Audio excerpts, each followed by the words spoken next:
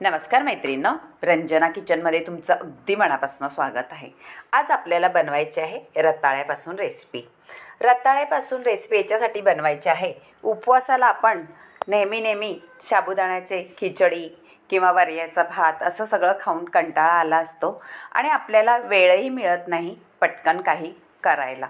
म्हणून आपण रताळ्याचे हे मी रेसिपी घेऊन आलेली आहे. अगदी 5 मिनिटात होणारी अशी रेसिपी आहे आणि पोटभरीची. तुम्ही ही रेसिपी खाल्ली तर दिवसभर तुम्हाला नक्कीच एनर्जी राहील अशी रेसिपी बनवायची आहे. आता स्वच्छ धुवून घेतलेले आहेत मी रताळे आणि आपल्याला त्याचे काप करायचे आहेत.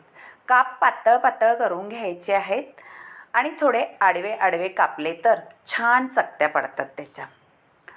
अगदी तोंडाला चव देणारा असा पदार्थ होणार आहे. पहा, आता मी सगळं कापून घेतल्यानंतर पुढची कृती करू. तुम्हाला व्हिडिओ कापता येत नसलं तर सुरीहून कापा. मला व्हिडिओ फटाफट कापता येतं म्हणून मी व्हिडिओ कापून घेते. झालेले आता काप करून पहा. छान असे पांढरे शुभ्र पण दिसत आहे पहा. आणि थोडंसं असं काही डाग लागलेला असेल आपल्या रताळ्याला तो काढून घ्यायचा आहे. आणि आपल्याला साल काढायची नाही. सालीमध्ये सुद्धा छान विटामिन्स वगैरे असतं, प्रोटीन. त्याच्यामुळे आपल्याला साल न काढता रताळ्याची रेसिपी करायची आहे. आता एक भांडं ठेवलेलं आहे, त्याच्यामध्ये पाणी घातलेलं आहे. पाणी घातल्यानंतर थोडं मीठ घालायचं आहे आणि आपल्याला काप घालून घ्यायचं आहे. पाणी मग थोडं कमी पडतं आहे पहा. मी अजूनही पाणी घालणार आहे जोपर्यंत काप बुडत नाही तोपर्यंत. छान बुडल्यानंतर 2च मिनटं फक्त आपल्याला वाफवून घ्यायचं आहे, खळखळून उकळी आली का.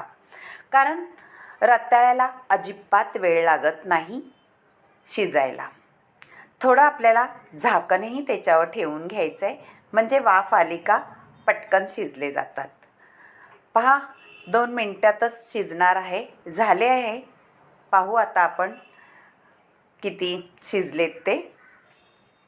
मैत्रिणींनो, रताळ्यामध्ये छान कॅल्शियम असतं, फायबर असतं आणि आपल्या शरीरासाठी उपयोगी असा रताळी पदार्थ आहे. रताळं पचायला अगदी हलकं आहे.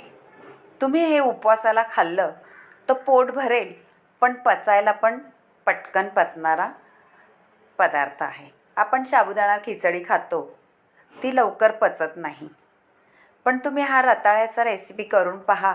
तुम्हाला पचायलाही हलकी आहे आणि करायलाही तेवढी सोपी आणि पटकन होणारी.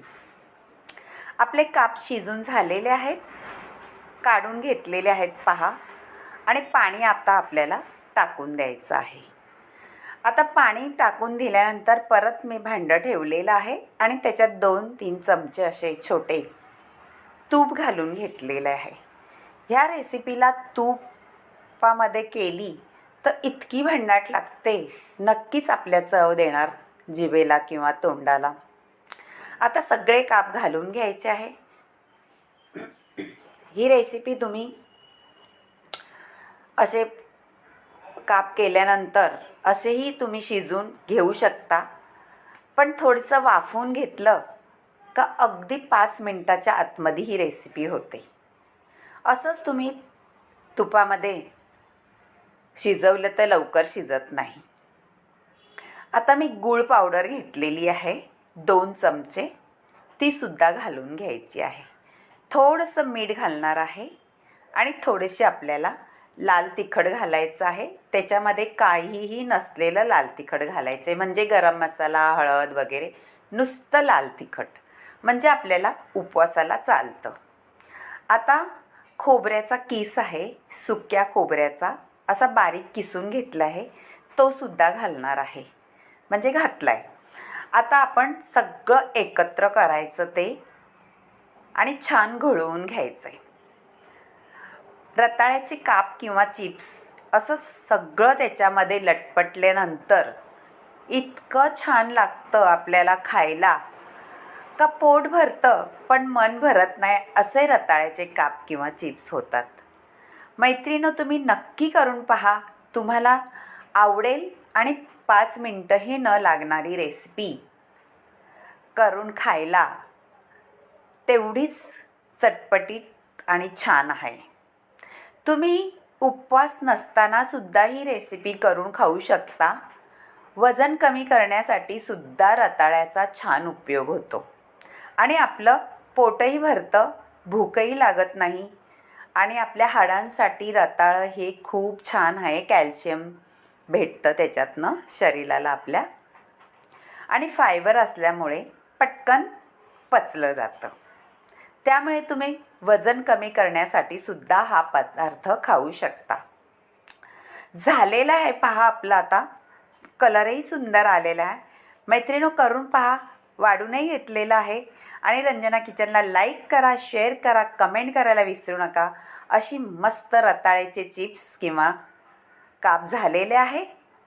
आणि मला जरूर कळवा तुम्हाला आवडले का 5 मिनटात होणारी रेसिपी. आणि नक्की करा उपवासाच्या दिवशी, किंवा असंही करून खा.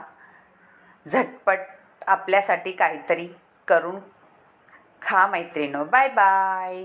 भेटूया आता पुढच्या रेसिपी.